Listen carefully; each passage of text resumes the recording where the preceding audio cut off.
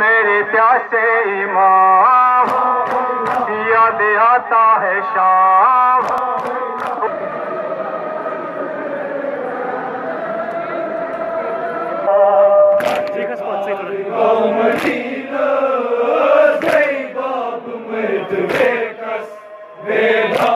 इमाम हुसैन अलैहिस्सलाम की आज़ादारी का सिलसिला जारी है।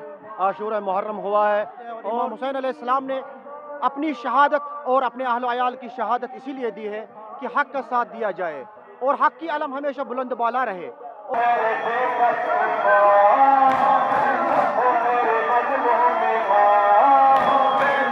मुहर्रमुल हराम के इन मुतबरक अयाम में आज़ादारी का सिलसिला जारी है। इस सिलसिले में आज सराय डांगरपुरा सोनावारी से एक जुलूस अज़ा बरामद किया गया, जो श्रीनगर लेह कौमी शाहरा से होते हुए शतलपुरा सोनावारी के मुकाम पर इख्तिताम पजीर हुआ।